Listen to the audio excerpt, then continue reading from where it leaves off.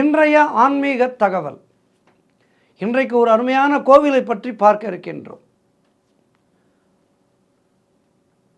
அஷ்டபுஜ காலகண்ட பைரவர் கோவில். இந்த கோவில் எங்கே இருக்குன்னா ரங்காபுரம் செங்கானத்தம் மலை மீது இந்த கோவில் அமைந்திருக்கின்றது. பைரவர் வழிபாடு என்பது தொன்று தொட்டு பல நூறு ஆண்டு காலமாக இருக்கின்ற அற்புதமான வழிபாடு. பைரவர்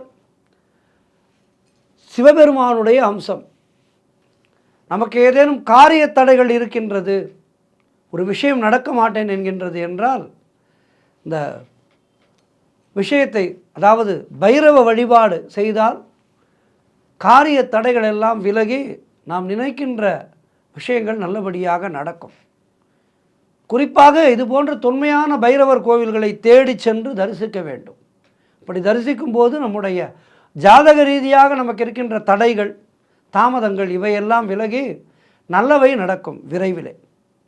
தமிழ்நாட்டிலே வடக்கு எல்லையிலே அமைந்திருக்கின்ற வேலூர் சென்னை நெடுஞ்சாலையிலே ரங்காபுரம் என்கின்ற கிராமத்திலே செங்கானத்தம் மலை மீது இந்த அஷ்டபுஜ காலகண்ட பைரவர் கோவில் இருக்கின்றது.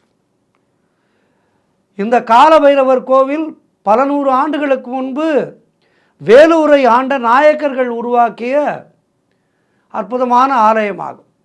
காலம் என்னும் யமனின் அதிகாரத்தை குறைத்து தம்மை சரணடையும் பக்தர்களுக்கெல்லாம் அபயமளித்து நீண்ட ஆயுள் வழங்குகின்ற மலைக்கோவில் இந்த கோவில். குறிப்பாக யாருக்கேனும் உடல்நலம் சரியாக இல்லை என்றால் இந்த ஆலயத்துக்கு வந்து வழிபாடு செய்தால் அவர்களுடைய உடல்நலம் சிறப்பாக மாறும். உடலிலே இருக்கின்ற கோளாறுகள் சரியாகி நல்ல உடல்நலம் கிடைக்கும். பிரம்மாண்டமாக இந்த ஆலயத்திலே மலைக்கோவிலிலே அழிஞ்சில் மரம் உருவாகி இருக்கின்றது. இந்த மரத்தின் அடியிலே 10 கைகளோடு 3.5 அடி உயரத்திலே கால பைரவர் தனது வாகனமான நாயோடு காட்சி தருகின்றார். ராகு கேதுவை முப்புரி நூலாக அணிந்திருக்கும் பைரவமூர்த்தி இங்கு மழு, பாசம், சூலம், தண்டம் ஏந்தி காண்பவரை மெய்சிலிர்க்க செய்கின்ற வடிவத்தோடு இருக்கின்றார்.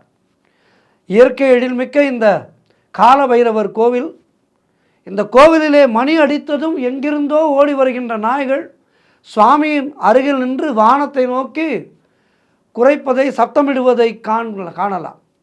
இது மிக மிக ஆச்சரியமான விஷயம். இது நாள்தோறும் நடக்கின்றது. இங்கே அதிசயமான விஷயம்.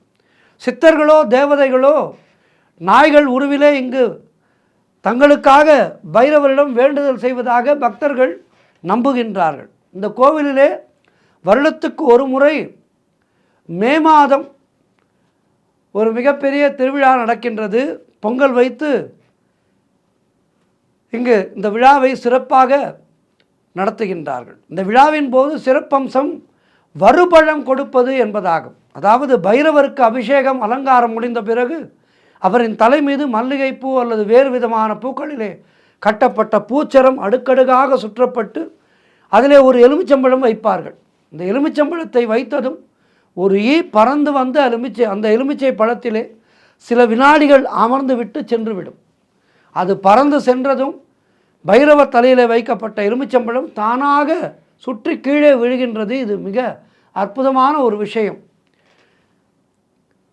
அந்த எலுமிச்சம்பழத்தை பைரவருக்கு அடியிலே அமர்ந்து ஒருவர் பிடித்து கொள்கின்றார். இந்த அதிசய நிகழ்வுக்கு பிறகு பைரவர் உத்தரவோடு வழிபாடு செய்பவர்களால் சொல்லப்படுகின்ற அருள் வாக்கால் பக்தர்களுடைய பிரச்சனைகள், மனக்குறைகள் நீங்கி வருவதாக ஐதீகம். பைரவர் உத்தரவோடு சொல்லப்படுகின்ற இந்த அருள் வாக்கால் பல பக்தர்களுடைய மனக்குறைகள் நீங்கி வருகின்றது என்பது நடக்கின்ற அதிசயம். ஒவ்வொரு வருடமும் இந்த அதிசய நிகழ்வு இந்த கோவிலிலே நடைபெற்று கொண்டிருக்கின்றது. வேலூரிலிருந்து செங்கானத்தத்துக்கு மிக அழகாக பேருந்து வசதிகள் எல்லாம் இருக்கின்றது. எளிதாக சென்று வரலாம்.